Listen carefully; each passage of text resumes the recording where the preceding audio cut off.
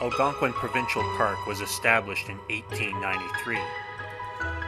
The park itself covers an area of 7,725 kilometers square. The area we now call Algonquin Park has been a home to wolves since pre-colonial times.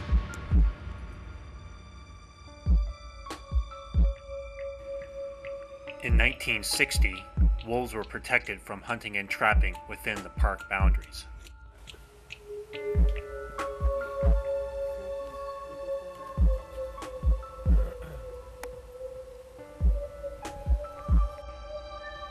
In November of 2001, wolves were granted additional protection in the form of a moratorium on the hunting and trapping of wolves in the 39 townships surrounding the park.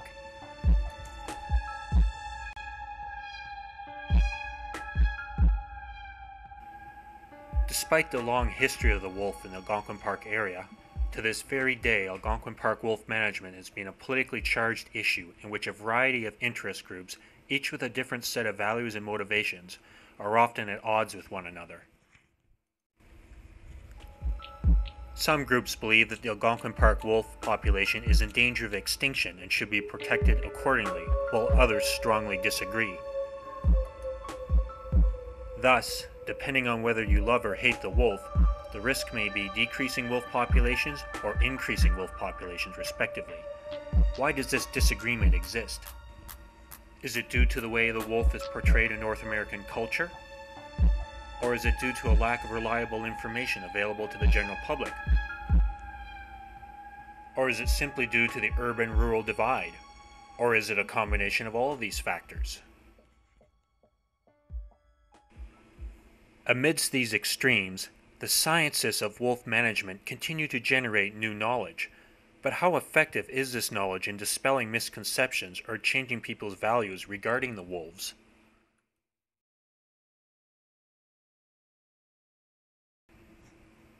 Is it possible that these interest groups, often at opposite ends of the wolf debate, share a common value?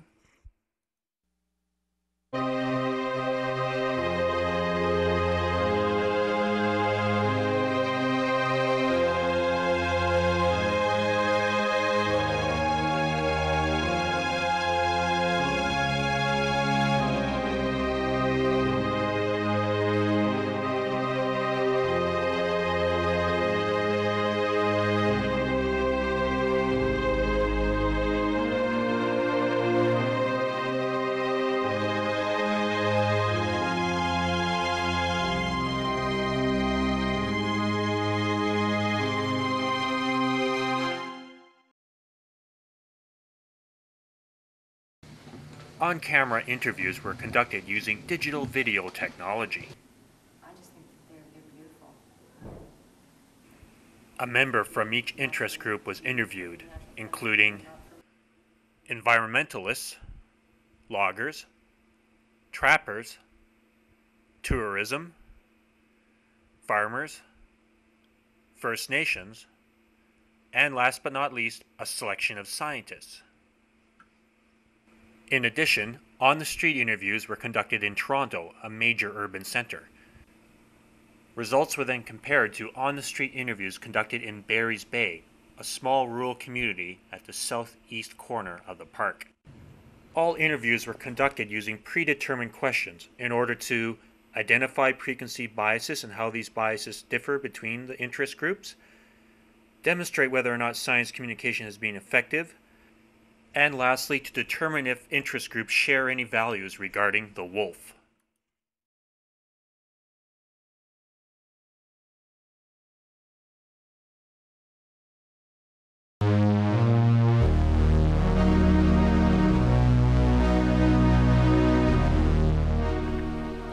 A wild dog running around the bush and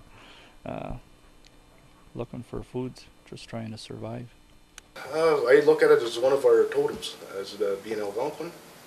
I've always had sort of a fascination with the wolves, and I just look at them as one of our brothers.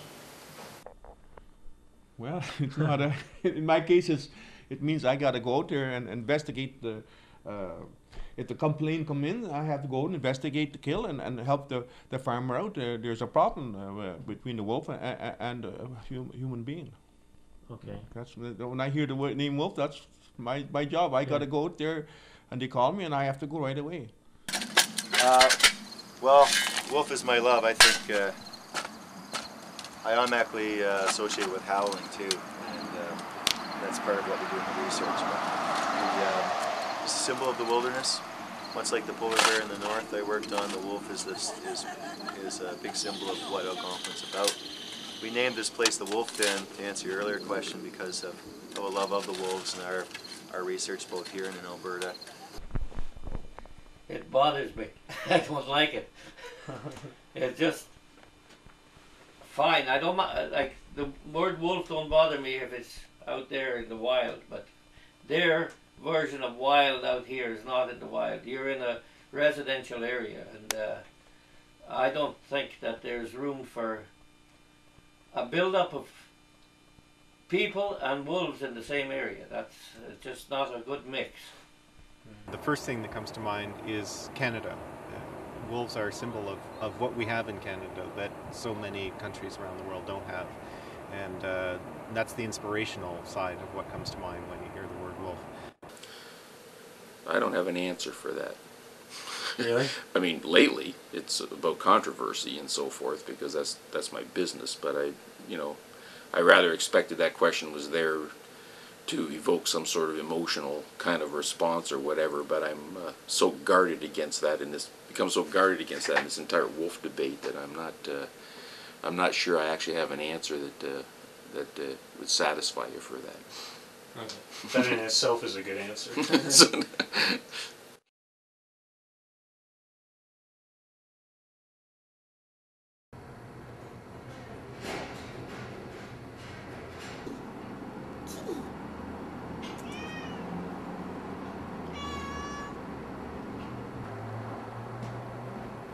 My name is Melissa Dukacik. I'm the Wolves Ontario project coordinator at Earthroots. Through the Wolves Ontario project, we do a lot of educational outreach, and that means going to various community centers, schools, to talk about wolves.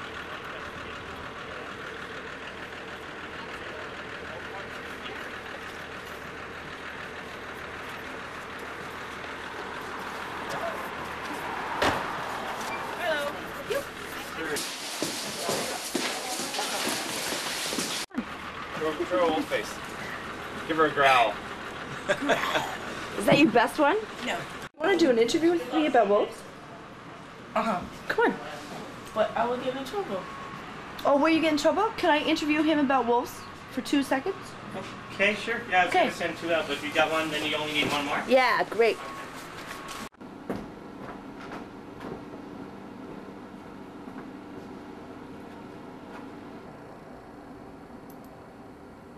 And the first thing I like to start off the presentation with is going around the room and asking the people, teachers and students, what's the first word that comes to your mind when I say the word wolf? And usually you get a few different responses.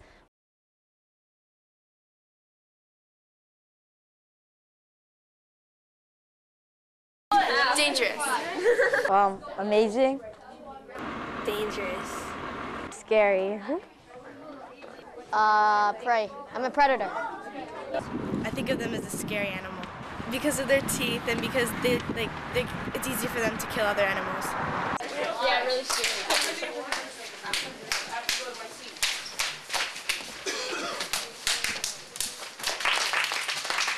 Do it, howl.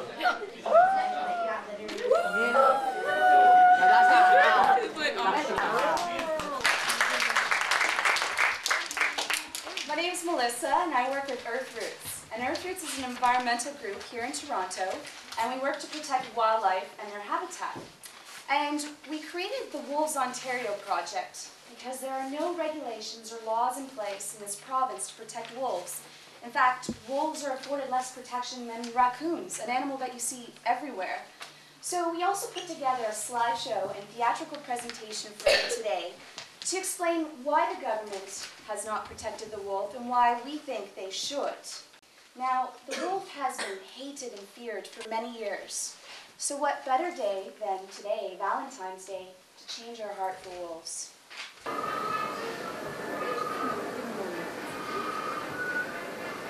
Okay. I don't know when this starts. Do you think the wolf has been portrayed fairly in North American culture, like art, films, stories, fables, things like that? Well, generally no. There's a lot of baggage, obviously, that wolves have had about them being bloodthirsty killers, and I mean, Little Red Riding Hood and the Three Little Pigs and all that sort of thing. That's the sort of stamp that wolves have had traditionally. But that's changed quite a bit in the last 30 or 40 years, and we're fond of saying here in Algonquin Park that we think that our public wolfhowl program, for example, has had a lot to do with changing attitudes towards wolves, because we don't just go out and hear them. The expedition is preceded by a half-an-hour slide talk about wolves in Algonquin Park and what has been learned through the various studies that have been conducted on them. We think we convey a much more realistic attitude towards wolves, and that's pretty general now. Gone are the days when people could stand up and say that all wolves should be exterminated because they're bloodthirsty vermin and of no use. I don't think anybody who even thinks that would dare to say that now, because clearly public opinion has switched around to the other side.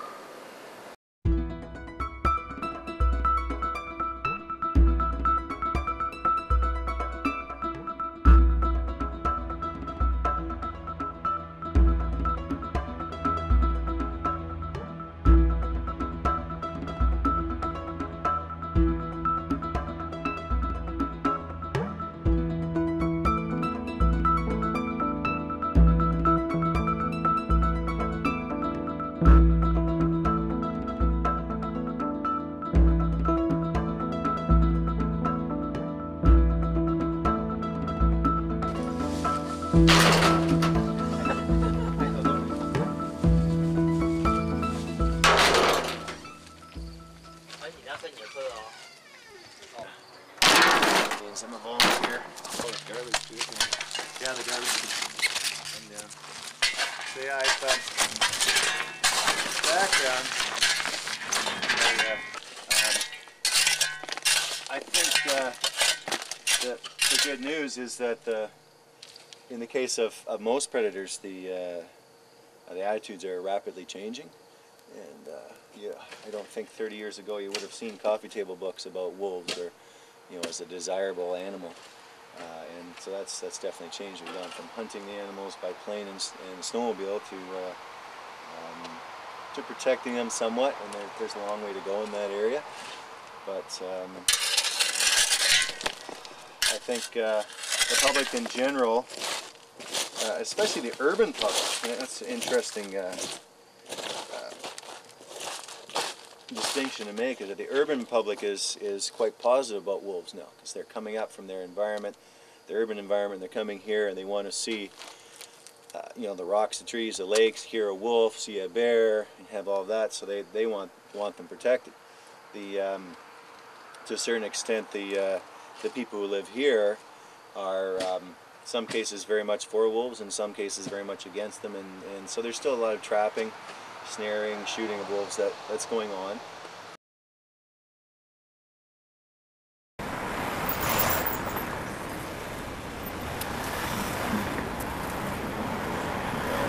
What's the first thing that comes into your mind when you hear the word wolf? Wild.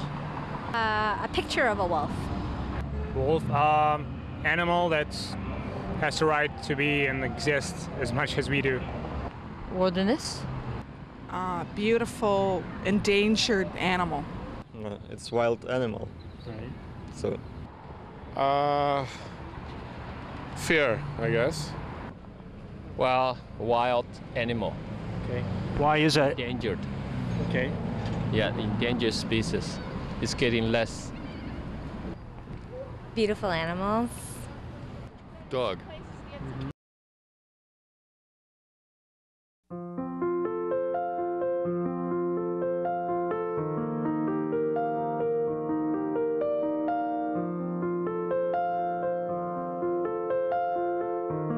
Thanks. Thanks, Mike.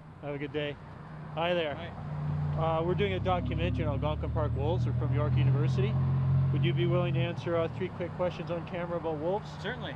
Okay, great. What's the first thing that comes into your mind when you hear the word wolf? Wildness. Fear.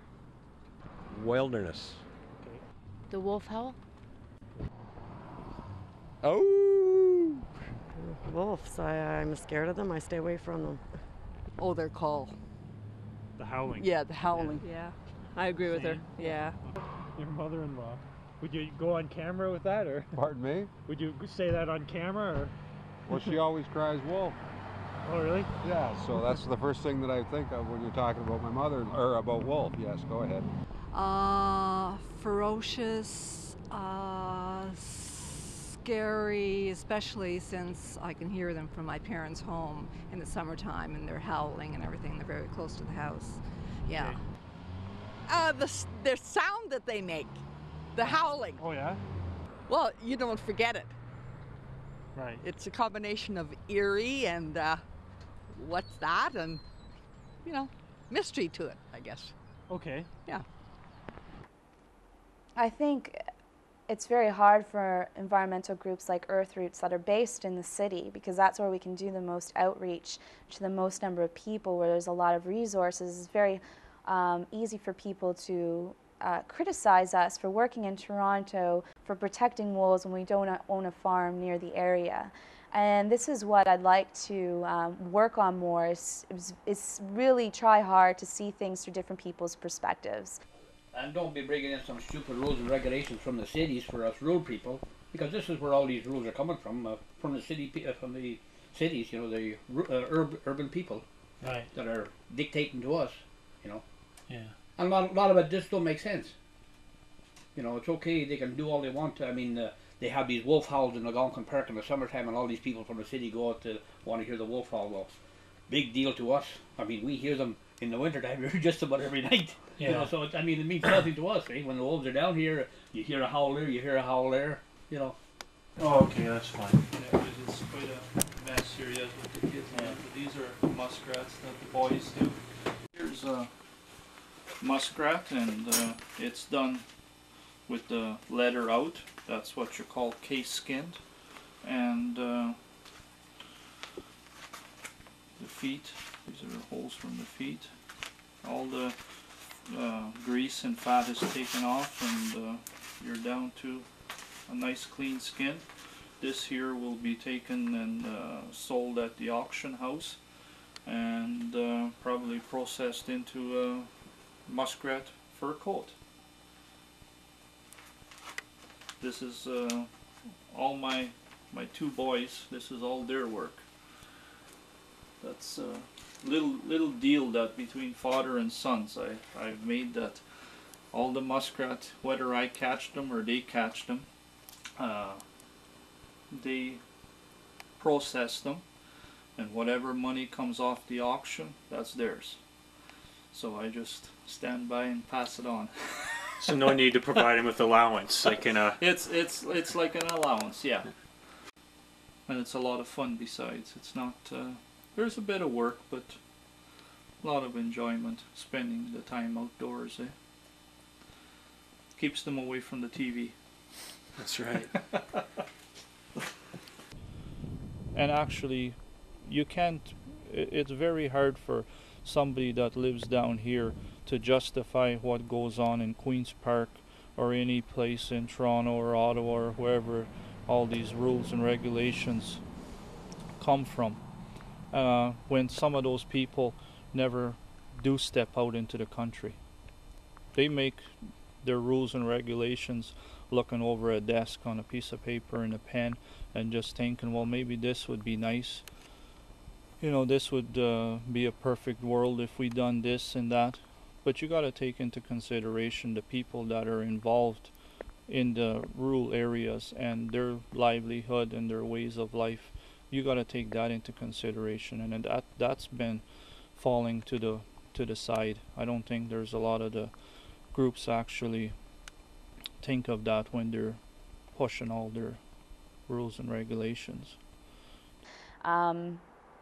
once again, you can take that same debate and turn it around and say, well, like, you can give a lot of credit to people in an urban environment doing work to protect those backyards that aren't theirs, it's their neighbors' backyards, and trying to preserve them for future generations when you don't really get to share in the enjoyment of them as much. So it goes both ways.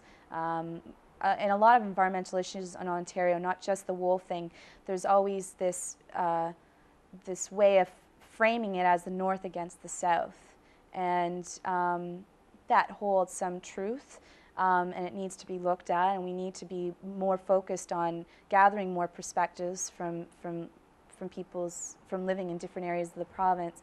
But certainly there's legitimate reasons to be concerned about what happens across the province. We're all stakeholders in our wilderness areas and the wildlife. We all should have an opinion regardless of where we live, but we should pay closer attention to what the lives are like of people who might be affected by wolves wandering out and might be predating livestock or what have you.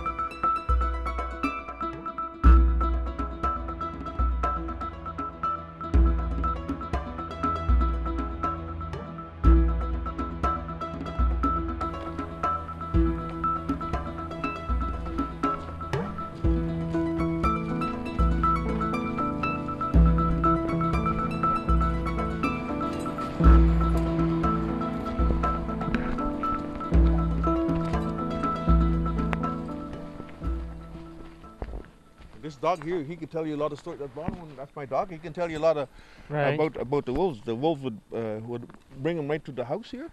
Right. And a lot of times I would see the wolf there right behind the, right at the edge of the right bush. at the edge of this woods here. Yeah. There. Right at the edge of the wood. They're trying to grab my dog. I don't know. My dog would be barking. He would try to get closer to the timber wolf and. Be lots of noise, and I have to get up at night and bring my dog in because fear he might get ate. So he's a brave dog.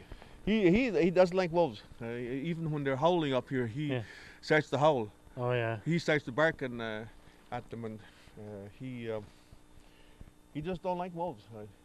But in the spring of the year, we hear a lot of howling up here because the wolves are migrating back to the Algonquin Park. So if you stand out here at night there, you'd hear them howling.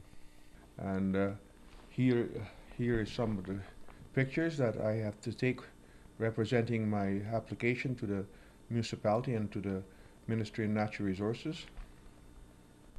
They're mostly calves, and we've had mostly in one instance in August of 27, we had 10 chickens killed. The wolf came right into the farmer's barnyard and took away in one day took away 10 chickens. And some of that see what happens too is that the pack of wolves get in onto the farmer's property, and they'll chase the cattle around, and some of them cattle will get hurt or they'll lose their offspring because they're driven hard, and the ministry doesn't compensate for that. They're just for the kill. And some of the farmers maybe their cattle might lose their offspring and get hurt, break their legs or something like that. They don't pay for that. They just pay for the kill. They don't pay for any damages. Right.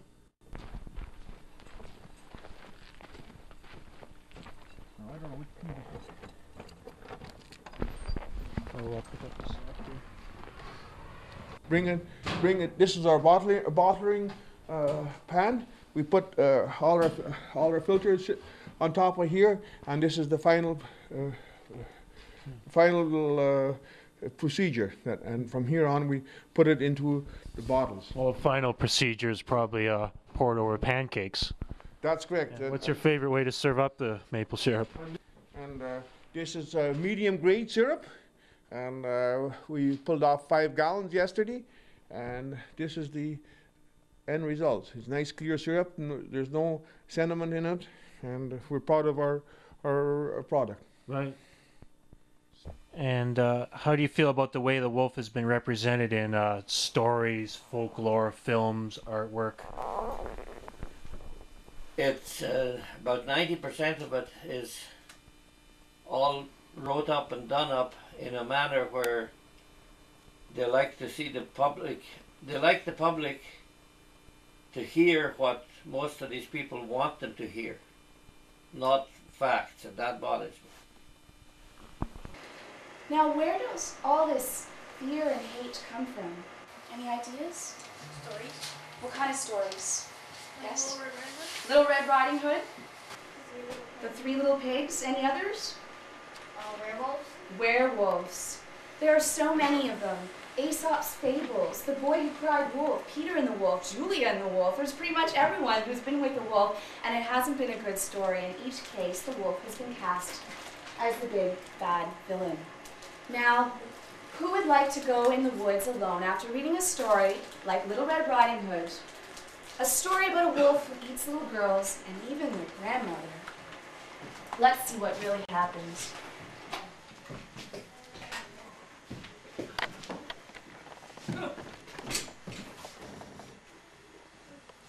Hello, everyone.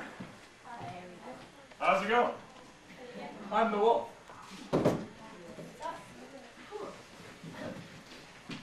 Although, you may have heard of me as the big bad wolf from all these stories that we've been talking about. But as you can see, I'm not that big. And more importantly, I'm not so bad, I promise you. I feel that it's so important that children have an opportunity to learn about the wolves and learn the true stories about what wolves are and how they behave, rather than what they learn from these fairy tales, which really destroy the true nature of what the wolf is, which is a gentle, peaceful, loving creature rather than a monstrous, evil, attacking animal. And I think by seeing the slideshow and seeing the theatrical performance, it gives children an opportunity to see the true story of the so-called big bad wolf. Well, and she said, Granny, I just never noticed this before, but when you were gnashing down that treat I gave you, what awfully big teeth you have! well, I did always thought I had rather nice teeth. So I said, well, all the better to eat with. That's what you do with teeth.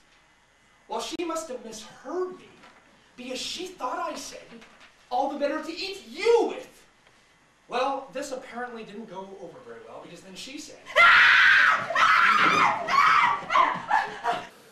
Well, I think there's a... we could take a historical perspective on that question.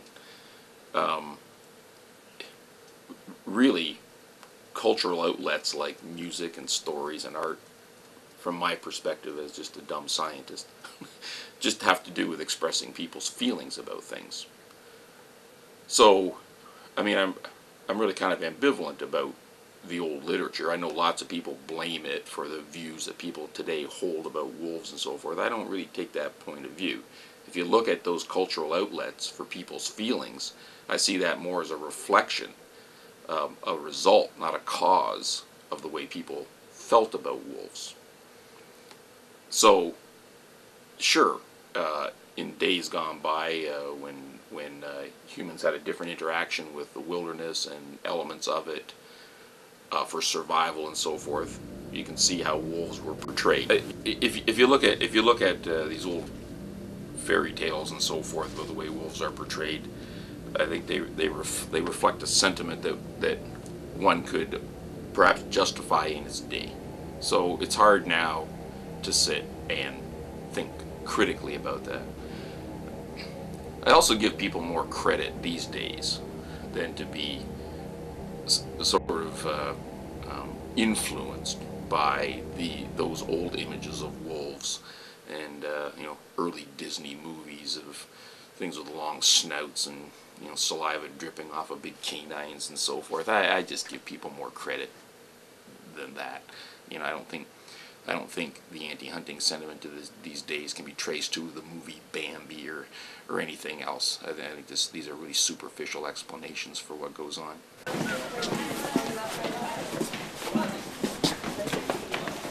Wolf face, wolf face. That's wolf face.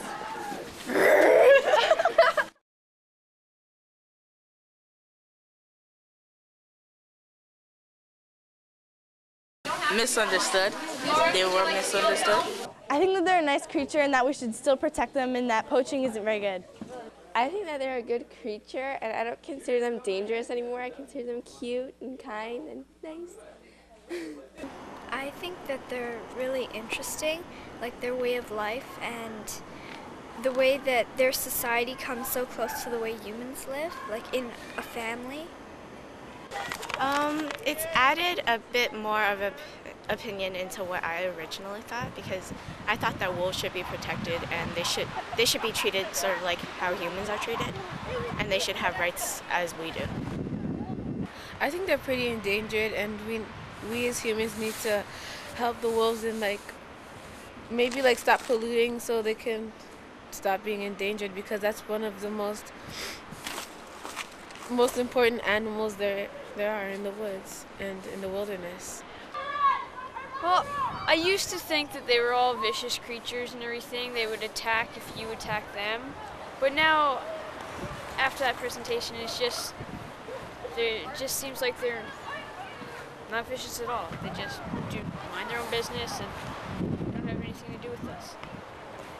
I think they're cool because they hunt in packs like First Nations people, and First Nations people are humans, and so wolves are like humans because they all hunt in packs, and when they separate and try and hunt, it's harder for them if they separate, but if they're together, they are easier to get it's easier to get their kill. So that means, I guess then that begs the question, what about the movies and so forth that we see today? And I would say that wolves are being romanticized a lot these days. I mean, there's all different kinds of culture out there and all kinds of different kinds of portrayals.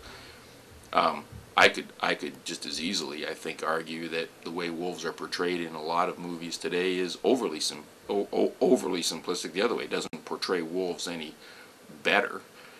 I will say that I think people learn over long periods of time. I think it is the case that people learn, as we learn more, we change our values about things. And then the cultural outlets where we portray, those values in art and various other outlets, they reflect those values.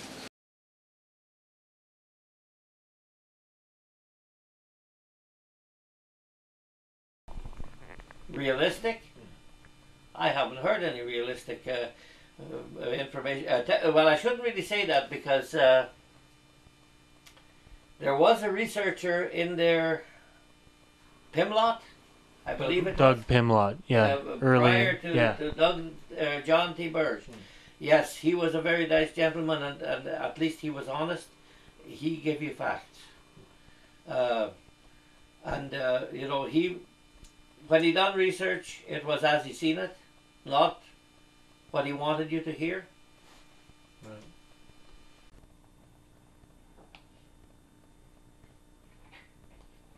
Yeah, I'll let you know, because it'll be the full completed thing, whereas we talked for about 45 minutes. Yeah, make sure you get... Where'd you catch that, Ziggy? That's a brook trout?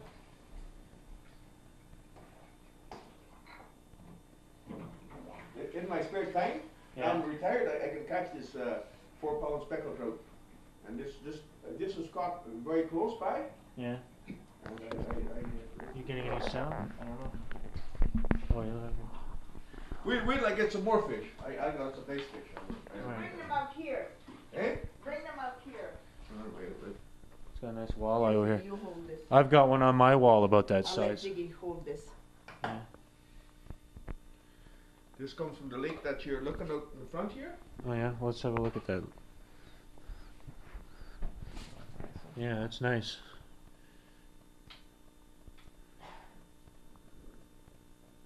Nice fish. I gotta show you the big trout I caught. Who do you think provides the most realistic information regarding Algonquin Park wolves? I would say the Natural Resources Enforcement Officer, because he checks a lot of deer kills, and he's around the Algonquin Park, and it would be the farmer, the trapper, and the hunter too.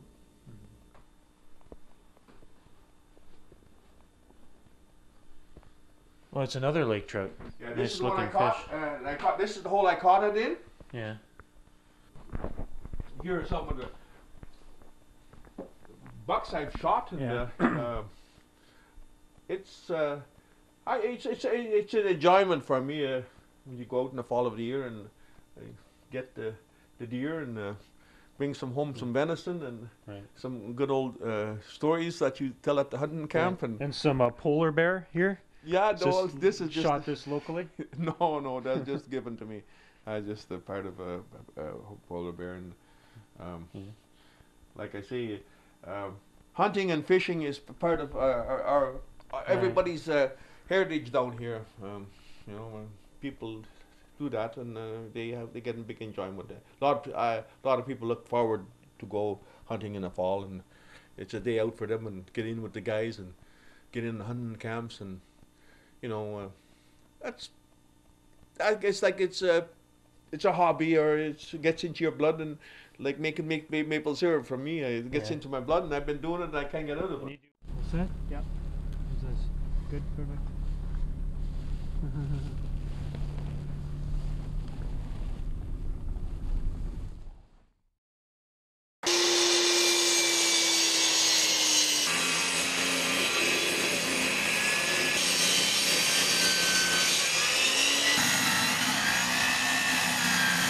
Think provides the most realistic information regarding Algonquin Park wolves? Well, I think the park does an excellent job at providing information on the wolves. It's based on the research that's conducted by a variety of individuals over a span of decades, and it gets out to the public in the form of the Raven, which is the monthly newsletter that anyone can pick up as they're passing through the park. And it's written in a style that's attractive to anyone who's passing through, and I use information from those for my programs, so I think it's excellent. That's their job, to provide the most accurate information, so I think they're doing a great job at that. Where do you get your information about wolves? Well, I guess you've answered this pretty much primarily personal experience. Personal experience, and then what you hear from different meetings and with the scientists and biologists, and you put everything together in one pot and you stir it up, and, and you basically get, and you probably stick to more of your own information, what you've learned, because you live in the area, so you have a pretty good idea of what's going on. That's what I'm doing in this documentary, putting everyone's views together and stirring it in a pot. Hopefully there'll be something to appease people's appetites with this. Yeah, that's true.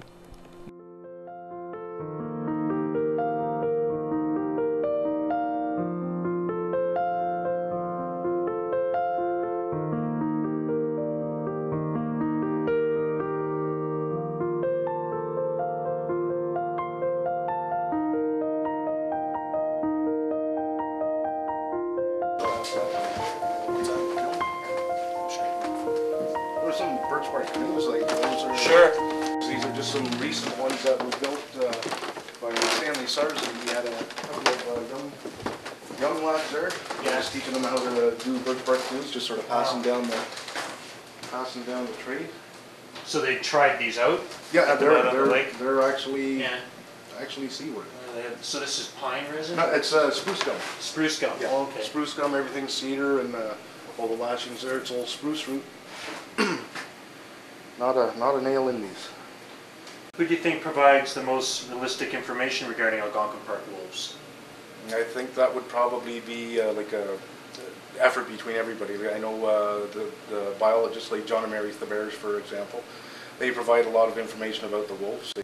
John and Mary's work to protect the wolves of Algonquin Park and their knowledge and expertise of wildlife conservation issues throughout North America have pushed conservation biology to a new level.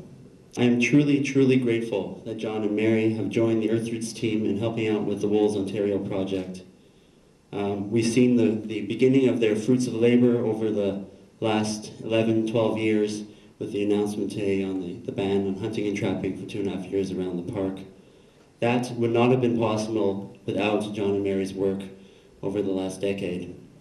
On behalf of the staff of Earthroots, on behalf of the board of Earthroots, and behalf of the Wolves of Ontario and beyond, I'd like to present John and Mary with the inaugural Earthroots Award for Lifetime Achievement in Wilderness and Wildlife Conservation.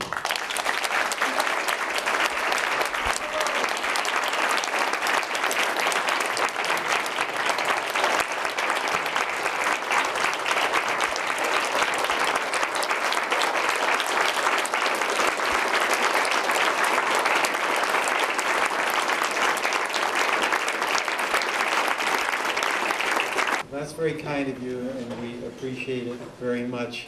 We've encountered a lot of enemies and made a lot of enemies in the process of doing this work. And the fact that we've had the conservation community so strongly on our side has certainly buoyed us up through it all. We're encouraged when we see an organization like Earthroots dominated by young people, strongly motivated people, and makes us realize that there's always going to be a future for wildlife. Thanks a lot.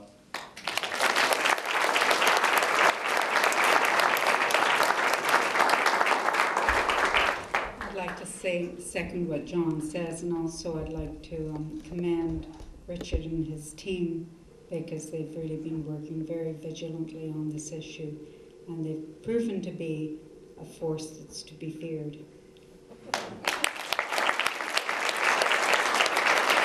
Other information, like I know trappers, like they're out there firsthand. They know how, like where the wolves are, like if they're a nuisance, if they're getting into their traps.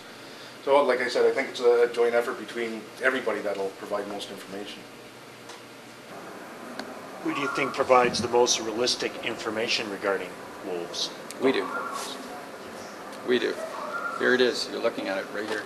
You've looked at it over in the diorama, the various publications that we produce. There are also good papers coming out on the new genetic ideas of the wolves in eastern North America from the laboratory of Brad White at Trent University.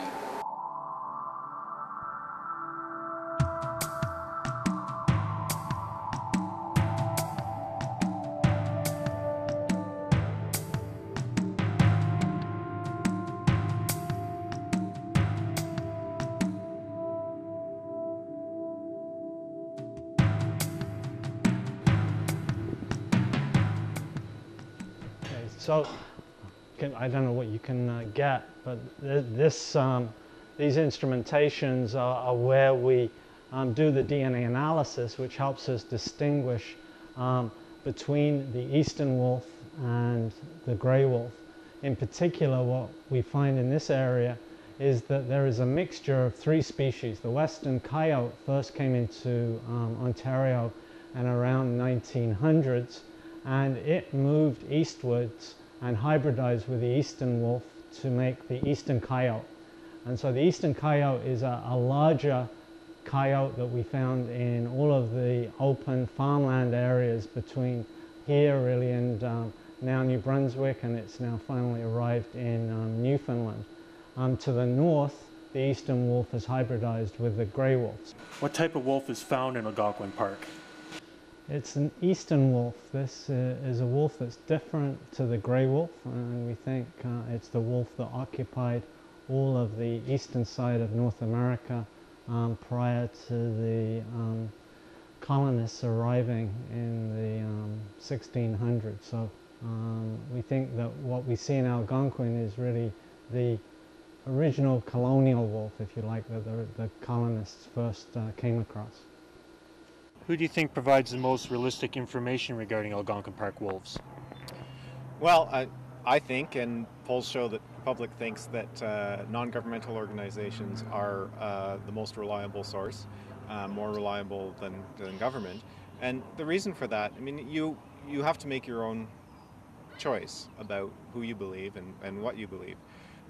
And you have to consider what people's motivations are.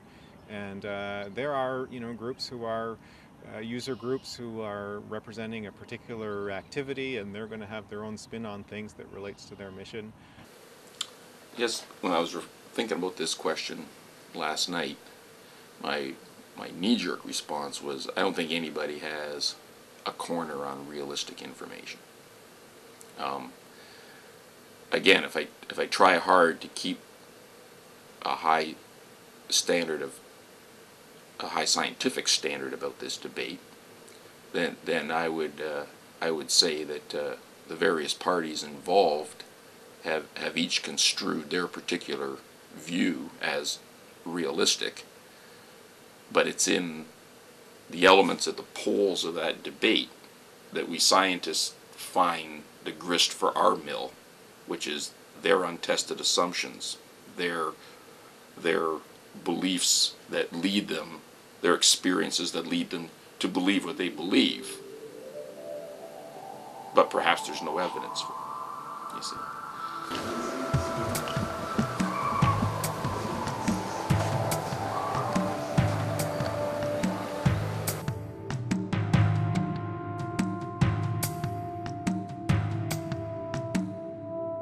There are lots of bad examples of publicly disseminated information about wolves as well.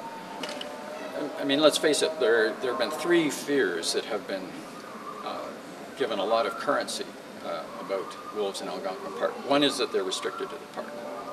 But again, as I just mentioned, the genetic information from the geneticists who have studied this population and wolves in North America generally flatly disagree with that. Instead of regarding the Algonquin wolf as some special entity, really it is just a southern component of a much larger population. We estimate that the population as a whole may be as large as 10,000 animals that ranges from Wisconsin, Minnesota, Manitoba, all the way through Ontario to Quebec. Well, one of the bad examples would be that the trapper, the fur harvester, was, the bad image, which, we were killing, I forget the percentage, and that wasn't true, because we take a very low percentage of the Algonquin timber wolf, and if anything, as far as I know, with the trappers that I know and deal with,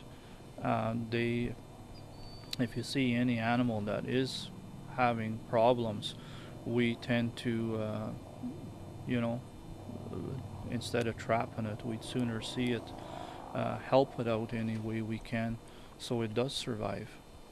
Yeah, this is the little bit that's here normally.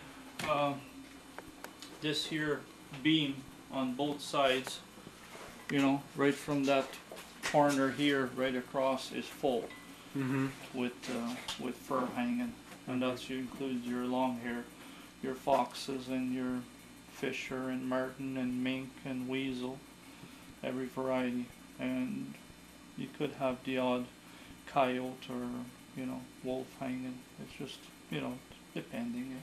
The second fear is that the population is being diluted by coyotes. The coyotes are coming, they're going to invade the park, interbreed with the remaining eastern wolves, and that'll be the end of the eastern wolf. But again, if you look at the genetic evidence supplied by the people who have actually dispassionately looked at this problem, not so.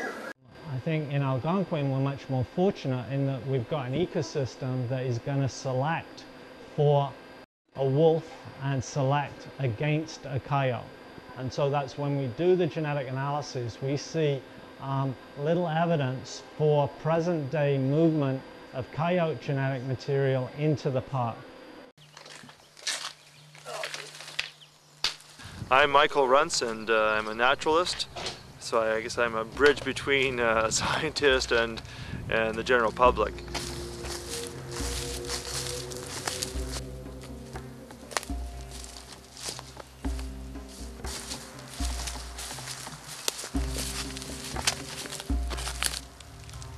There's a couple spots here, there's piles of feathers, and there's like a mourning dove, and up ahead a blue jay have been the meal for probably one of the exhibitors, I think. had a few goshawks and Cooper's hawks and sharpshin hawks, the feeders this winter.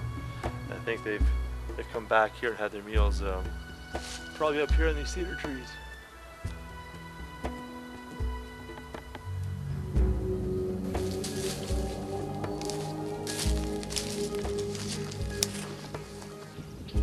Can you give me examples of both good and bad information on the wolves that you've come across? Certainly good and bad information on the wolves. Sometimes the conservation groups tend to go to the side of the animal being endangered and possibly going extinct. I've seen publications put out by groups that have voiced that opinion that this animal is endangered. And also I've seen publications that claim that the Algonquin wolf is unique and only found in Algonquin Park, and therefore it's an island of population that is really precarious. That has been shown not to be true, that it's not, these wolves are not only found in Algonquin Park. On the other hand, I've seen popular letters to the editor in newspapers that this animal poses a real danger to both livestock and to humans, and that is shown not to be true either.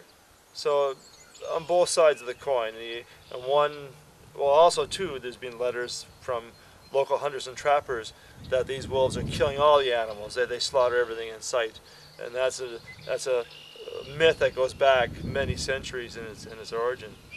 But no, certainly on both sides of the coin, I've seen literature out there that poses very polar views, but also views that are a bit removed from the actual, I think, truth on the animal, or truth concerning the animal. The last fear that has been widely trumpeted about Algonquin Park wolves is that Algonquin Park wolves are being killed outside the park when they follow deer out, especially on the east side of the park, and that killing has caused a decline in the wolves of Algonquin Park. But the only peer review that has been done on that suggestion came up with the flat conclusion that we do not know was the words that were used by the scientists who reviewed the evidence. We do not know if there was a decline between 1987 and 1999 when the most thorough study of wolf numbers was done by John Taberge. A lot of people assume that A, there was a decline between 1987 and 1999, and therefore they must still be declining. That's totally illogical. It doesn't necessarily follow that there would be, even if there was a decline, which, as I just pointed out, was never established beyond any scientific standard. And even if there was a decline, it wouldn't necessarily follow that human killing outside the park was responsible. After all, wildlife populations are never flatlined. They always go up and down. Please don't misinterpret what I'm saying. I'm not saying that human killing of wolves is justifiable or desirable, but one cannot say, as some people have said, that there has been killing by human beings and therefore the population is going down. That is a leap of faith that is not justified by a clear look at the evidence.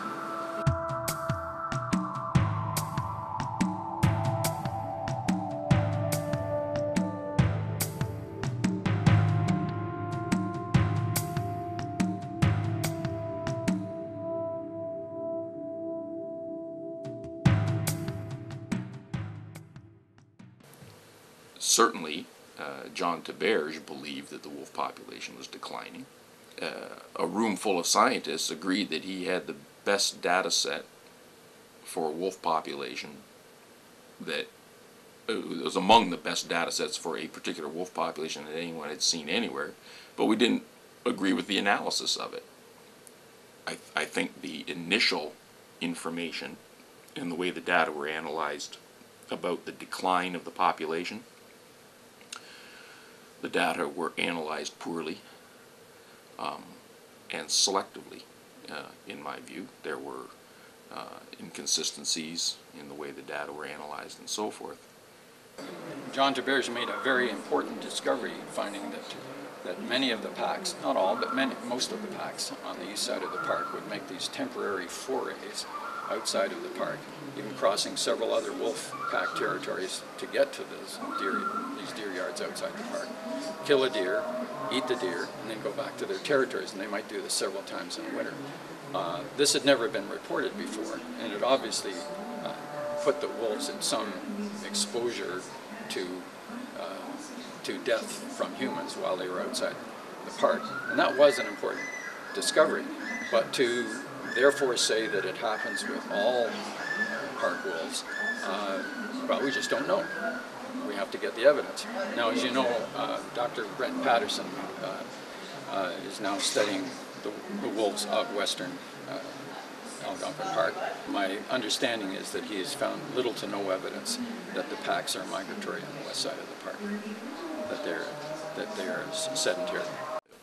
When the data were reanalyzed with more appropriate analytical techniques, the answer remained consistent, but it was scientifically more acceptable. More of us could hang our hats on that peg now. There is a high probability that in fact this population has been in a state of decline over the last 11 years. That is, this subpopulation of wolves on the east side of Algonquin Park, to be more accurate. At that point, we had an option to, or the government had an option then, to think about putting the buffer zone, the township-wide buffer zone all the way around the park, or not.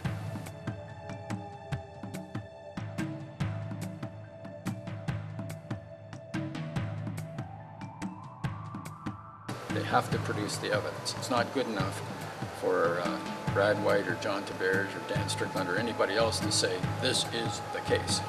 They have to produce the evidence because that's the only thing that counts in science. As Carl Sagan said, in science there are only two rules.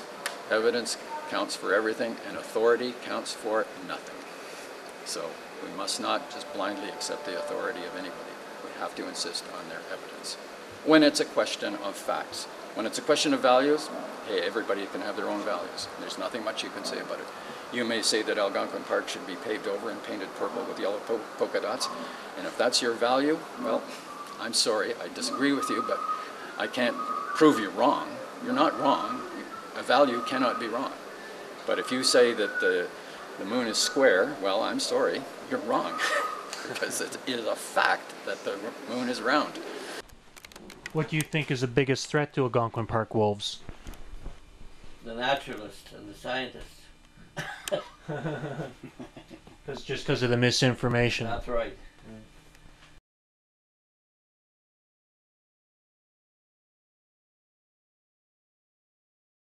Absolutely not. No, they have another gal working with him. I think she works with I believe it's Algonquin Wildlands League, and Deborah Freeman is her name. And I've had opportunities to speak with her. And the last time I spoke with her, we were in a meeting at Barry's Bay, and she told us there that she spent 2.5 months in Algonquin and never seen a wolf.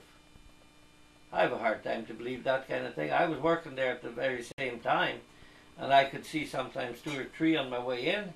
I'd see the same coming out, and I'm not always sure if they were the same wolves because sometimes they were like 50 kilometers apart, the sightings. So either the wolves were awful fast, or they weren't the same wolves. So no, it's hard to get good information from any of those people. Do you think that the science communication regarding Algonquin Park wolves has been adequate? No.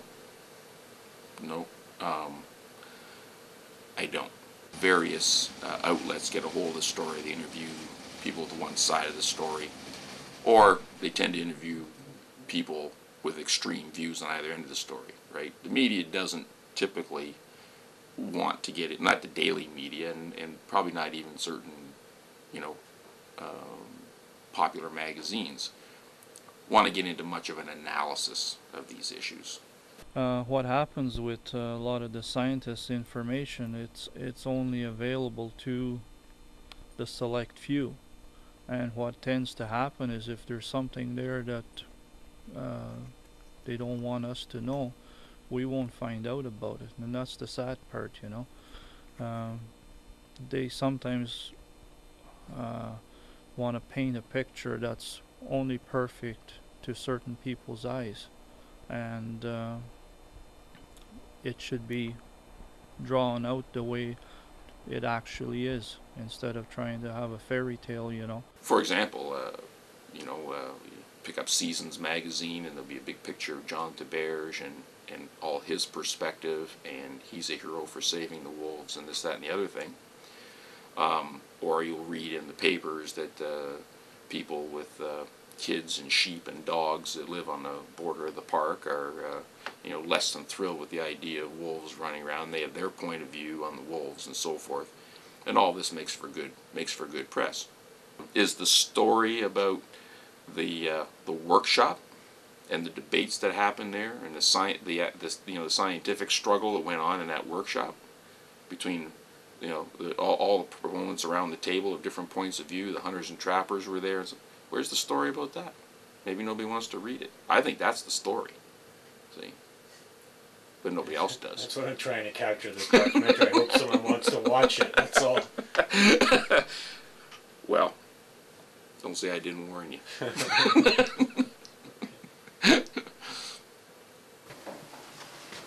Well, when I usually do a tour, I start over here with our regalia site. And our regalia is it's part of our traditional ways of celebrating life. And each dance represents has a different meaning. We have a jingle dress right here that this is a healing dress. And each cone on there represents one day of the year. The younger women would have 180, like half a year. And they're not fully a woman. The full woman's outfit would have 365 cones on it. And what they would do is they would dance their special step, and they would bring healing to the family wherever healing is needed. Do you feel that scientists have kept you well informed regarding Algonquin Park wolves? That's one I don't really think so. The only information that I've really gotten from scientists would have been at the advisory group. And truthfully, it was confusing. When they're talking prey mortality, they're saying you've got to have X amount of beaver to feed a wolf. Well, that's about all I can say with that. It was confusing there at first. There is a CPAWS. I know Jean Langlois. He puts out information, or he was putting out information on the internet. Him and I were in contact quite often with the wolves, and but I guess he's more or less of a naturalist group. I guess it is Canadian Parks and Wilderness, and he was putting out more information than the scientists were, as far as I'm concerned. So the public doesn't get to see this sort of conflict about the actual process of scientific discovery as something that's done for analysis. Their expectation is, well, this side will get their scientists and that side will get their scientists, and they'll go at it for a while in the media, and then we'll all get tired. Politicians have that view and so forth. So it's very hard to say your answer was scientific communication. I would say that's where it really falls down, and I wish we could do more of it. I think, frankly, you should be congratulated to be sitting there filming a guy who's trying to talk about this issue, about where the science fits into the advocacy arena, because you don't hear much of that. Another thing that caught my attention over here is... Yeah, the Algonquin, Algonquin originated from a Mi'kmaq word, is Algonquin. And Algonquin is a nation that spears fish from the bow of their canoe.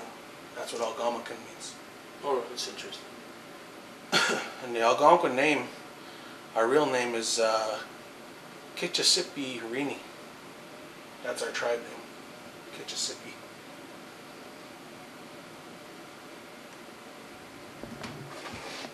What's this history? That's this is an actual wash machine, like a motor that would hook up to the wheel here, and it would shake your washing machine. You'd have a dog on there or a goat. Oh yeah. Yeah, and it would actually shake this machine. And we have the ringer down here. And it's good exercise for the dog or goat Yeah. as well. So. Well, I was wondering how if the science, did it have any impact on you? Did it cause you to change the way you valued or perceived the wolf? Not really. Like I'd seen the wolf there, and I guess in the same light as I did when I went to that workshop. Like it's just, like I said, opened my eyes a little bit there, like how, I guess, the other side, the scientist side compares it. Like I could relate to a lot of what there was the Cattlemen's Association, they were there. I could relate more to what they were saying and what the trappers were saying more than I could with what the naturalists or the scientists were saying. Can you describe to me how the science of Algonquin Park wolves has altered the way you value or perceive the wolves? Well, that's a very interesting question. I often say to people that, you know, we all have the right to our own values. And if people are pro-wolf, that's a value. Or if they're anti-wolf, that's a value. And if it's the latter, I sort of regret it, but there's not really much I can say about it. But when it comes to facts, we do not have a right to our own facts. Facts are facts. And personally, the science wouldn't make any difference to me. My value is that I like wolves. I appreciate the role that they play in Algonquin Park. I appreciate the symbol that they are of wild country. Nothing is more beautiful than to be camped off in the interior of Algonquin Park and to hear a pack of wolves howling. If the science showed to me that there was absolutely no problem with their population, that they were restricted to just Algonquin Park, or that they were found everywhere in North America, it wouldn't change that. The facts of the situation would not change my personal value and feeling about wolves.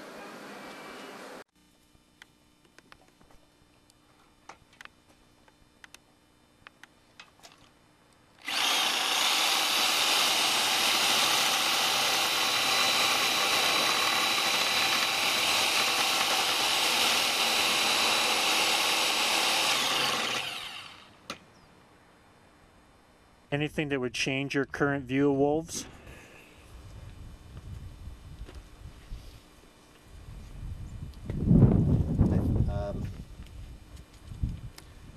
I'm sure there are things that would change my view. I just don't know what they are till they come along. Just keeping up to date with the information and listening to all the groups and yeah, so I try to keep my ears open.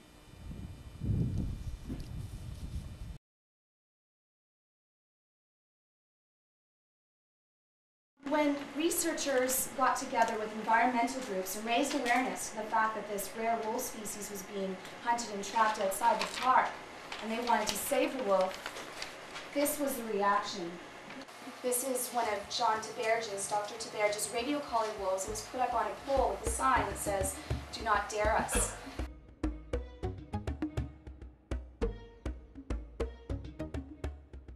Because you were saying this was one of the biggest things that happened in this area. It got a lot of media coverage. Oh yeah. Yeah, and the ministry said that it was going to be bad for us with the tourists, everything, you know, the tourists wouldn't come here anymore, and never changed a thing. Never changed a thing. Probably the first time in history that Brown Lake was ever put on television. Right. Showed this street here. My house for sure. Yeah, yours was out there too. They labelled us quite well. I think that's the same pole, eh, Bob? Yeah, I don't think they changed that yet. No, that's the same one. You just pull up the picture, you can view it right from here. Yeah. You know. See, that's right at the corner of the house. They were standing a little bit further when they took that picture.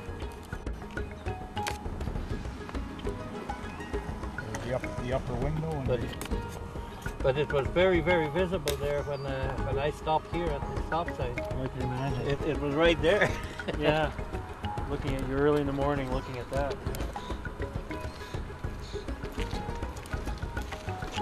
Better wait too long to run over. That's right. Then Round Lake Center would be on the news again. That's right. Wolf haters hit by cars. And two objective outside observers. I don't know what you can call them.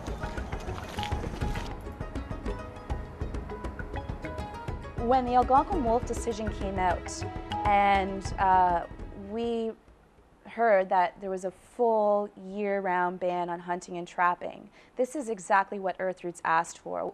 It was such an amazing reaction that we got when we posted this information on our email list. We got floods and floods of emails coming in saying, I can't believe this worked. I can't believe that our actions in writing a letter worked, that our outreach doing educational displays at schools worked. And people were more mobilized in the push for province-wide protection for wolves because they saw this one regional project work out in favor of stronger wolf protection. My understanding is there's still a lot of dissatisfied people live around that park who feel a little disenfranchised now and so on and so forth. So, you know, whether this has been the right thing to do in the long term and whether hanging it on wolf conservation was the right thing to do, I don't know. You know, that it had to be done to conserve the wolves. There's a great deal of scientific uncertainty swirling about that.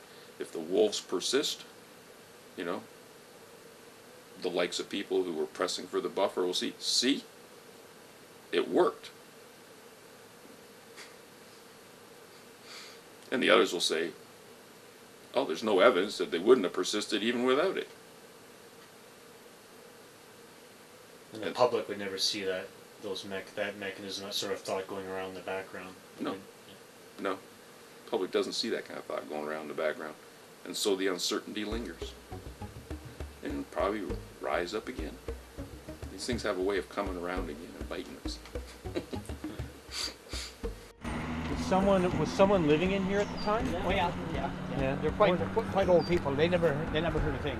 Yeah. I wonder how they felt about it. They probably. Well, no, I think they had it was a good sized nail. There's the two nail holes. Yeah. So it's right here. Yeah. Right like that. It would have been sitting somewhere right like that. Yeah. And where were the holes that, like, you pointed right to the holes, I remember. These are the two holes. Big spikes right through the... Okay. Great, thanks. In fact, there's some wolf hair in there. We held a position all the way through that we had made the case, well, in 1999, and more research was not necessary to come to a conservation conclusion against initial statements by the Ministry of Natural Resources, the usual stall, oh, we need more data. We ran the longest study ever in Canada. There's only one study in the world that's ever put more rhedo collars on a population. We had the best data for a management decision that's ever been provided in Canada, and we pushed the government to make it on the basis of that. How much more money should we put into researching the unknown? As an ecologist, you have to say that you're never going to fully understand an ecosystem, and there comes a point where we have to say, you know what, we have to stop investing money in research and actually do some actions. So it took a long time for a decision to happen. I think that decision was only pushed forward to actually come to a final consensus last week because of public pressure. So, one never really knows how big a group of people was really in on this deal, you know. But there was definitely a good number. And the reason for it was definitely because of the posters that they had. Not this particular poster, but they there's some of that's part of the that's the original poster there. How dare you? It says "How dare you" there, and it's fairly small print there, eh? Right. And I mean, they were going into mailboxes and dropping them off on people's doors, you know. You don't go around daring people, not in a small town like this. It's hard enough to make a living here without somebody running around. I'm not sure that's daring you to destroy a stupid wolf, you know. Like, this here wasn't done in spite, I don't think, of anyone. It was a message. It was a message being sent back to whoever come out with these signs. Because especially those pamphlets that they put out there daring people, how dare you, it said. Like, oh boy, that's a harsh statement, you know. I was going to ask you about those because I saw that infamous photo of the wolf head with the radio collar mounted on a telephone post, and I noticed in the first picture I saw of it, I saw that "How dare you" poster above it. So I thought, well, someone's been provoked by that poster to do that terrible thing, but then that organization's taking a picture of that to sort of demonize all hunters and trappers and use it as an advertisement for their own organization, which is, it's also wrong. Yeah. So, like, was that, do you know what group it was that was distributing those posters? That was that group out of Glebe here. There was no name to them, no nothing. There was just an address on their Glebe, Ontario, and they said that you could. There's a friend of mine here. He has a close friend, a relative of his there that works for the post office there, and he said, just by what's on there, you wouldn't trace nothing down, like as to where, how, or when it came from, you know.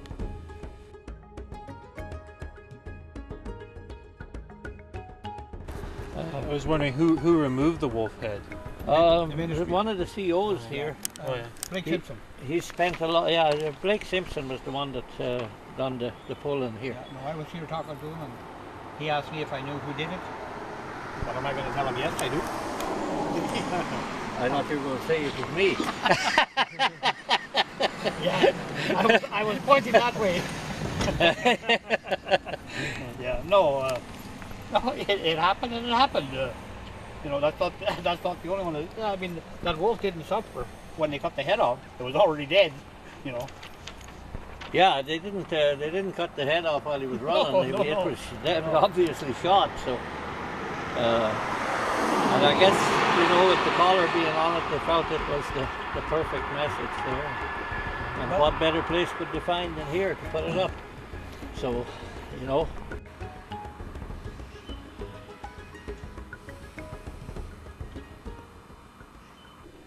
I have the right to speak my mind and ask for some action if I want it. This here, like, you know, is the work of a coward, as far as I'm concerned. Too big a coward to put his name to the garbage he's distributing, and that's the message they got back for those signs. And unfortunately, I got the blame for it. And you as well. Well, no, I mean, I'm involved, for sure. Yeah.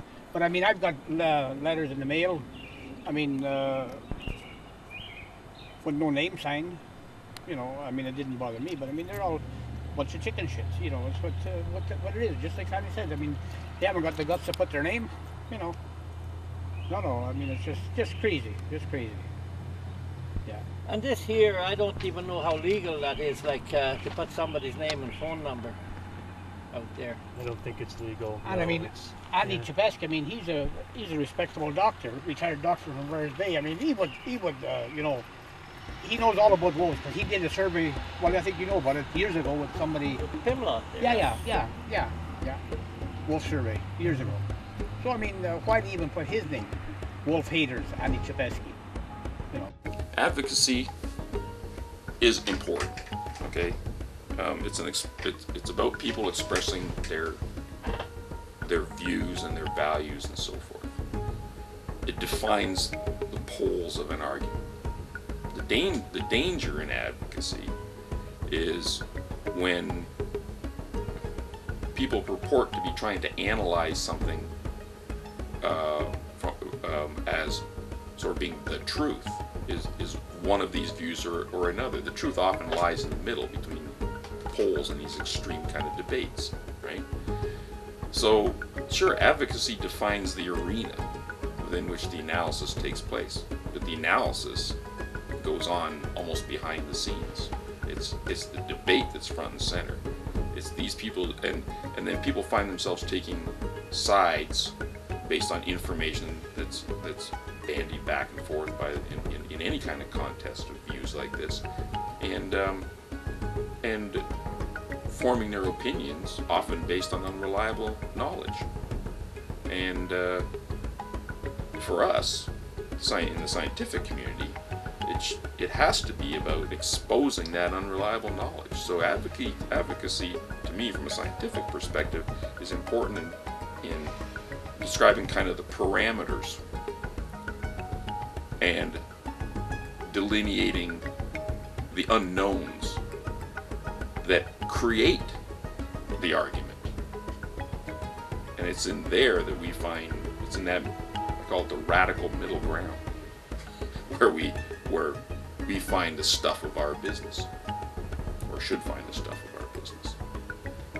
There's not much upsets me more than watching scientists drift to one or the other end of those poles, still, brandishing the mighty sword of science and objectivity when they're very clearly doing advocacy.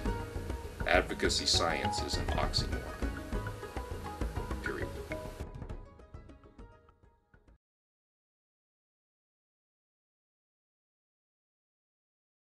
This here is the Algonquin wolf, and it has been the subject of one of the longest studies of wolves in the world. Dr. John DeBerge, who's in this slide here, and his research team from the University of Waterloo, put radio collars on wolves and tracked them to see where they go. What they found was that the population of wolves in the park was declining and was threatened to be endangered.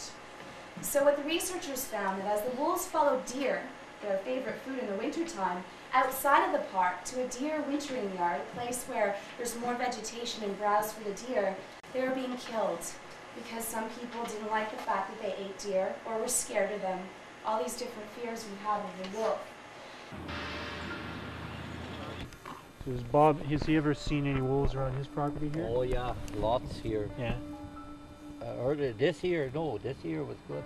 Yeah. So right along the tree line, or they just come right out in the... Oh, they come right out in the open field. Yeah. What does he have here? I notice he has some cattle. Anything else? Horses? No, just cattle. Just cattle. Yeah.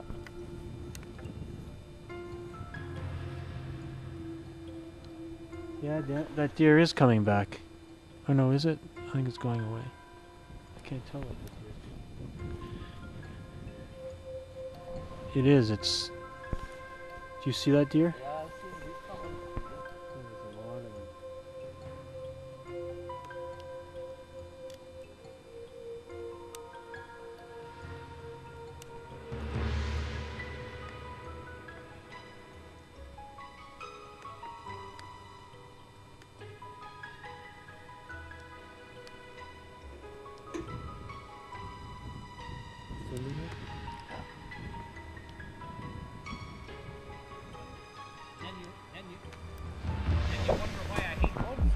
Yeah.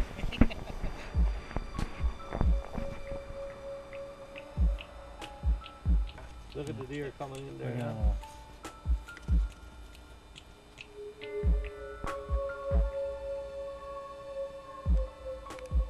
See how they can get over that fence easy? Oh yeah. Or if a wolf's chasing them, they just run right into it. That's right. Yeah, because they're skimming the ground. Yeah. Now that one deer that I've told you that went through the fence, I mean the hind leg, the deer jumped over, but the hind leg went here, and then it hung up. Right?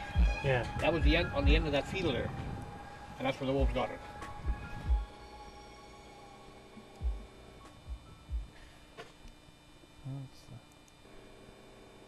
Most deer I've ever seen in one place outside of a zoo. Is that right? Eh? Yeah, I think so. Well, look, there's more coming there. But getting back with this in the wild. I mean, you were there and I was there when that wolf got that deer at Mrs. Yankees. Yeah. She's got white siding on the house. There was blood on the white siding of the house because the wolf was after that deer and it had ripped the deer, and that's where the deer was, right beside the house. Same at Dale Wisniewski. Another deer right at the house. You know, and I mean, the ministry said, well, it's in the wild. Well, it's not in the wild. Come on. You know. That happened the same night. Yeah. The two deer the same night. Yeah. Like at Dale Wisniewski's, you could look out the kitchen window like this, and there the deer was right there. Where we're going to. Yeah. No. Yeah. Yeah. I get the idea. Yeah. And I mean, this was the ministry said. Well, it happens. It's in the wild. Well, it's not in the wild. I mean, these people have kids there, children. You know, could it have been a child there being attacked? Who knows? Eh?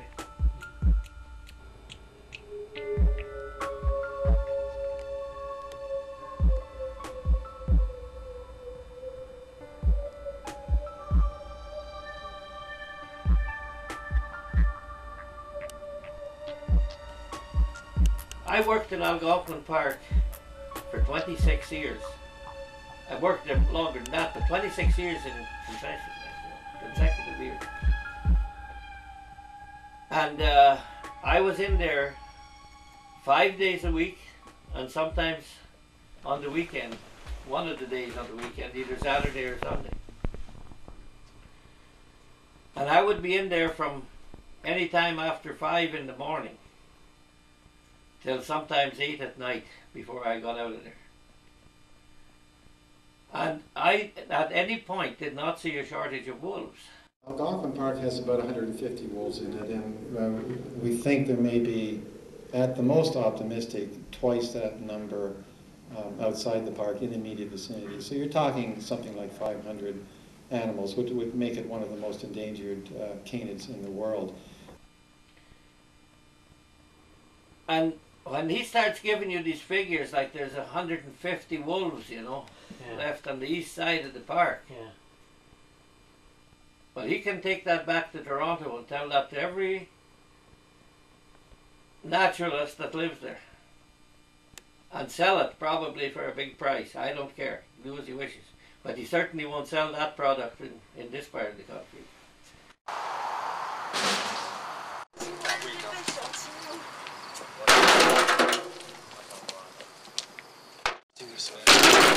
Need some ideas of the park and where things are.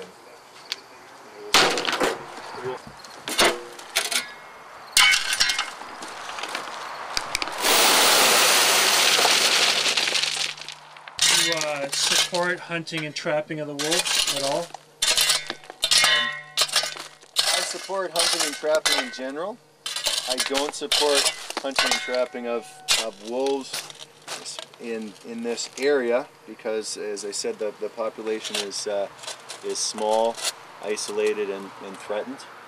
And this is an atypical population too, in that through the research we found that this is not the gray wolf, but a subspecies of the red wolf, and so it needs protection here. So I don't support that. Hi guys. So I have to chat for a bit. How are you? Fine, thank you. Yeah, we got tipped by the people from the Morgan's house. Yes. We should step by here to see if we could find out how to canoe.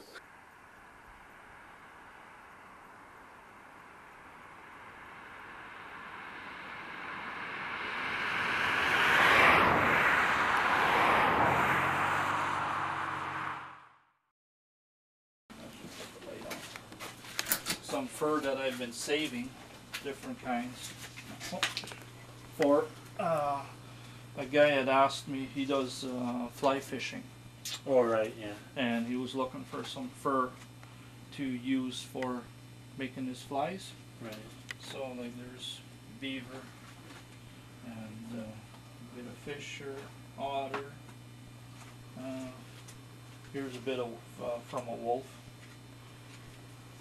that I've done for a friend of mine. Here's a fox, piece of fox. So if he can use... There's a piece from South Park. Yeah. Interesting enough. You're a South Park fan? I would say they're pretty healthy, and according to the numbers that I've been given through ministry staff and people that were involved with the collaring that was going on this past winter, there's a healthy wolf population out there, and as long as their food supply will be abundant. I can see them thriving pretty good. They're a population we need to watch. That's what a species of special concern means. And in Algonquin Park in particular, we know that the population is not secure. You know, there's been significant population declines in the last decades, and the population modeling shows that they're very vulnerable to human-caused mortality.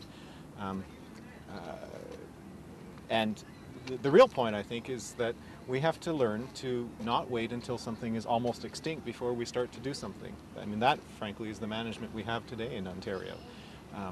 The argument is we don't need to do anything because they're not on the death's doorstep yet, and so we're not going to do anything. And it's a lot more effective, cost-effective, and reasonable to act now rather than wait till things get really bad. Do you think the Algonquin Park wolf is endangered? Absolutely not. I'm not even sure it's potentially at risk. That, as soon as we get into that sort of question, we get into the scientific evidence that people want to point to try to make the case for endangerment or risk or something. I suppose I'd be willing to go as far as to agree with the COSEWIC, present COSEWIC status, which is species of special concern. Because one of the categories that they've decided to, or one of the attributes that they have to ask questions about is the potential for future change if things continue the way they are, to put the species at risk or in some other category of endangerment.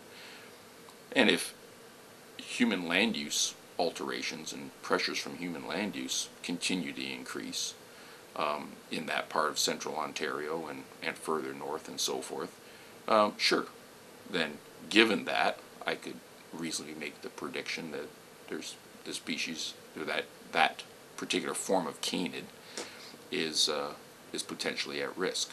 So it's safe to say that the eastern wolf within Algonquin Park is not endangered?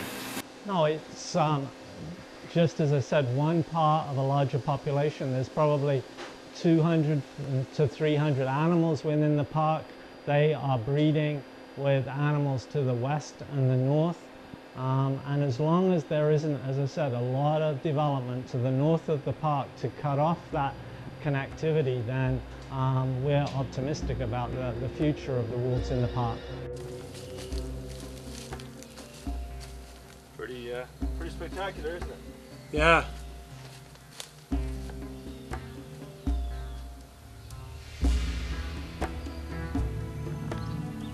you think the Algonquin Park wolf is endangered? No, I don't think it's endangered. It certainly, I suppose, could be considered in some ways a threatened species because it depends on its prey and its habitat to remain intact. Right now the habitat is still continuous in its range pretty well, but the prey species certainly are changing. It seems through all the evidence that this wolf was more southern originally and moved north with forest being cleared and white-tailed deer moving north as well. It is, from all accounts, a deer specialist.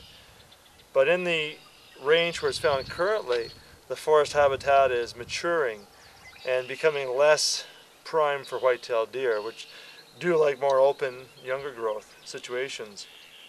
And there's certainly is lots of evidence that deer have declined in the last 60, 70 years. Now, there's been a bit of resurgence in numbers in the last decade or so, but still overall they're down from what they were 50, 60, 70 years ago.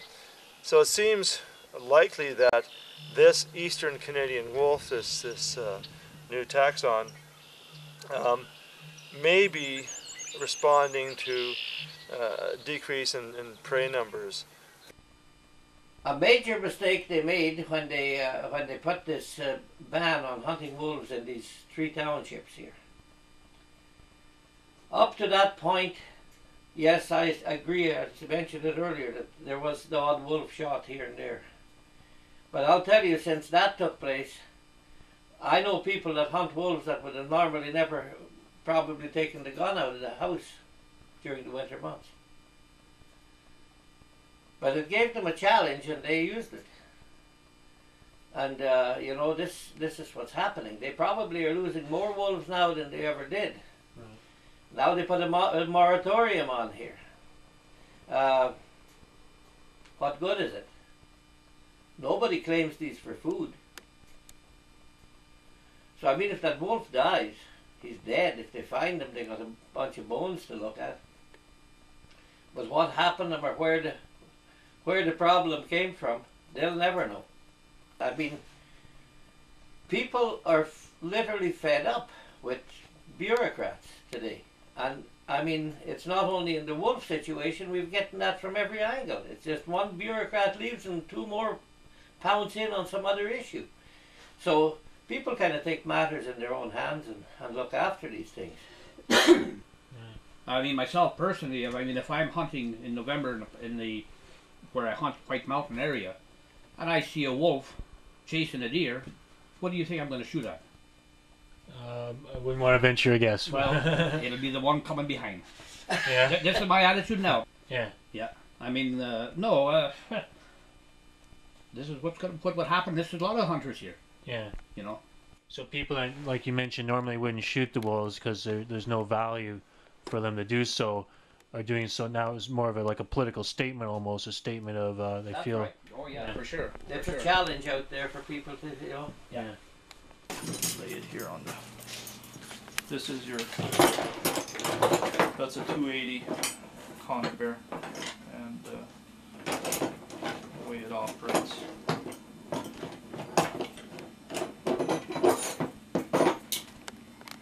The safeties are on. This one probably needs work on it. That's why it's here, because it's. And those forks are your. That's your trigger mechanism, and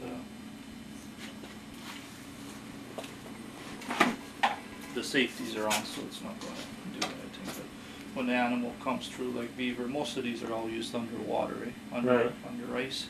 That's how it. And it catches the animal right by the neck.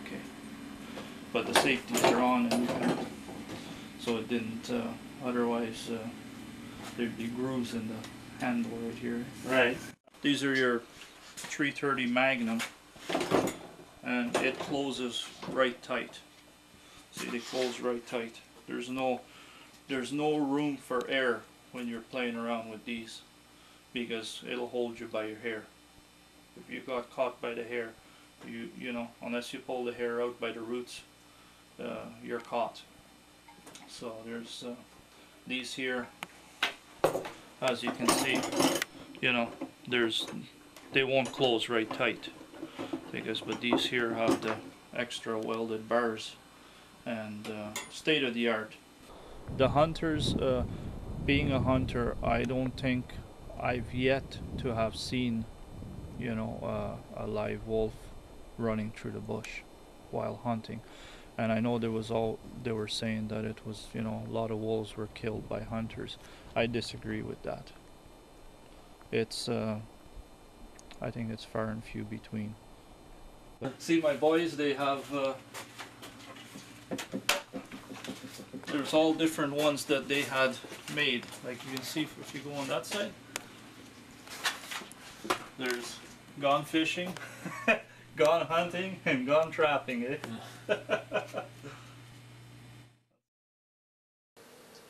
Was a moratorium on the hunting and trapping of wolves in the 39 townships around the park justified in your mind?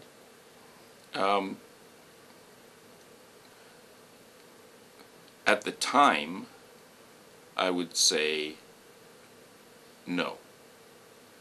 The reason I'm saying no is because it was, my recollection was that it was argued that it was required from a population conservation perspective. It is true that individual wolves were being killed in the region of Round Lake and so forth when they followed the deer outside the park. There was not much evidence at the time that the deaths of those individual wolves necessarily had population dynamical consequences for wolves in the region. One could say that it was justified and I'm quite certain the environmentalists would take this perspective from the so-called precautionary approach point of view. You know, that we can't wait until we have evidence of negative effects to act. So from that perspective, I can't disagree with it. That wasn't necessarily part of the argument at the time. The case was made that this was linked to, or that these deaths were the cause of the decline of wolves, at least on the eastern side of the park. Though in much of that literature I talked about earlier, you know, the popular literature, it was never clear that what we were talking about was the east side of the park and not the whole park, and so on and so forth. These important details are rather glossed over depending on which side of the argument the proponents were on. I think the decision was made on the grounds that one could arrest the decline of the purported decline of wolves in the park by stopping this source of mortality. Of course, that very quickly became an article of faith for for proponents of the moratorium, and indeed the buffer around the park, where I think the serious scientific community accepted it as a testable hypothesis. So, and this is where some of the rifts then began between sort of the views of some of the environmental groups who wished the scientists would just get on side and agree that this was bad, and the scientists who were prepared to say, no, it's not our job to quote unquote get on side. We have to examine the situation and embrace the uncertainty and propose solutions to reduce that uncertainty and learn about the situation. But to put a ban on hunting wolves, a total ban, in the heart of a major deer yard like this is a major deer yard here. I'm sure Mr. Thompson there knows very aware of that. He's been around here and sees it day in and day out. Like, I mean, it's absolute stupidity. Like, I mean, they're trying to raise deer, but if they're going to raise wolves in that same pen, it don't work. Like, I mean, the issue is we have a real biological problem, and we're looking for a way to solve it. And in our society, we tend to look for a cost-effective way to solve problems. And the most cost-effective way is simply to manage the activity that's having the biggest impact. You know, the single largest source of mortality is hunting and trapping death. It outweighs everything else combined. So there isn't much value in going around looking for other things we can tweak in the ecosystem. It's pretty straightforward. You know, this is one of the rare conservation biology problems that are actually quite simple to solve. What the government decided to do, I think, fell short of the ideal from a scientific perspective. Because what has happened now is that proponents of the buffer, no matter what happens, will always believe it worked. And the other side will always believe it wasn't necessary, no matter what happens now. And we won't ever be able to actually effectively measure the effect of that buffer. What is in place now and has been is a ministry project to try to measure whether there's a change in some aspects of the wolf population from before to after the buffer was in place. And that project's ongoing, and we'll have to wait for the data. Worse, the ministry has done what the ministry does on occasion, which is go back into a shell, do the study largely internally. They designed it internally. They didn't engage the competing interests in the process. My biggest fear is that as good as the science will be, I have faith in the guys who are doing it. I read the proposal. It was an excellent proposal. My biggest criticism was that it's all internal. And when the results do come out, the public will probably have the same mistrust about it because it was done as an internal government science project that they had no participation in, they have no ownership of, and they probably won't trust it any better than they trusted the previous lot of data. There's a lot more information has to be handed out through the local communities, where if you're doing any research work, they have to be involved. The local groups have to be involved. You got to make every effort, because you hear negative information coming from these groups doesn't mean when you leave that driveway, well, I'm not going back there anymore because they're totally against what I want to do. I got to find somebody else. No, that's not the proper way to do it. You take that information in account with whatever else you accumulate, and then you sit down and say, okay, maybe I was wrong. That's what's wrong with 90% of the people. They won't admit when they make a mistake. They won't admit that they've made a mistake. So, and the poor wolf is actually the one that's going to be on the tail end of the stick. It would have been a wonderful opportunity, for example, to take people from the Wildlands League and put them as spotters to count wolf tracks in the same plane with people from the Hunters and Trappers Associations. And then they own the data. And when the study's done, they can't say, oh, well, we don't trust the data, or the government did it, or, well, that, one side will say, well, the government's in the hip pocket of those environmentalists, and the other side say, the government's in the hip pockets of the Hunters and Trappers, and neither end will end up actually trusting what's done anyway. But in participatory management, right, you shut that door down. They can't say later they don't have a basis for it. They own that data too. They were part of the process that arrived at an answer. So they either don't trust themselves, or they have to accept the answers. And that's how you grapple with that uncertainty. Is participatory management messy? You bet it is. But I think it's a damn sight better than the alternative. So these are grouse droppings? Those are ruffed grouse droppings, yeah. A bit like porcupines. The porcupines are shorter, squatter, and generally darker brown. I'll see lots of those too up here.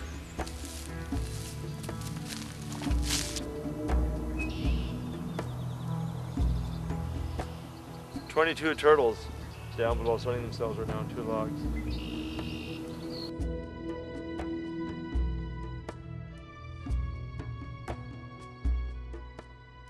So even though these groups have polar extremes to them, there still is overlap in the middle where you do have some elements of each group that share common values, and that is the appreciation of the wilderness and things wild. Overall, though, the two groups do remain, the nucleus of each group remains at some distance to each other, although at the extremes of each group there certainly is overlap, and hopefully through time that overlap will build, and then there'll be less friction between groups in the future. But whether that happens or not, just I suppose time will tell. Well, the common view of the wolf would be as part of Algonquin Park. The wolf would be part of Algonquin Park, part of the history and part of the nature and part of the heritage of Algonquin Park. No, there isn't a common value that everyone shares. Like Bob had mentioned earlier here, yes, the urban people probably enjoy to go out there and listen to their wolf howl. I don't begrudge them that. Go up there and they can listen there all they want. Most groups, no matter where they sit on the issues, to some degree at least, of the animals as representative of wilderness, wild species. That's why some people love them, and that's why some people hate them. The main conflict is, I think, just perception. Like everyone's got to come to a neutral understanding about the wolves, and I guess just out of their other way of thinking. Like, the wolves killing my cows. No, we got to protect the wolves. There's only 3 or 4 left. So, like, everyone's got to come to one common understanding of what the wolves are. Do you think there's a particular view of the wolf or a common value that all interest groups share? That's I don't even know if I could answer that one. It's, even like their natural beauty. So I guess maybe, yeah. But is that with everybody? Sure, everybody's fascinated with animals. Yeah. I guess yeah, that could be it. Just the natural beauty of them. While there isn't a common value about wolves per se that I think the different camps could come together on, I think the different camps probably could come together on that issue. That regardless of what you do in that outdoors, none of you will get to do much of anything if the land use pressures continue. So, I mean, this wolf thing is just, you know, tip of an iceberg. If we don't all get together, even with the different factions that have different values about what you do in that wilderness, or wilderness in quotes, or outdoors, then there might not be much wild outdoors left to do anything in. So maybe that's something that we can come together and stop letting these, what I would call, lower level disputes kind of get in the way and keep driving the wedges between the groups that actually share an interest in an intact outdoors with free living, persisting wild populations of wildlife.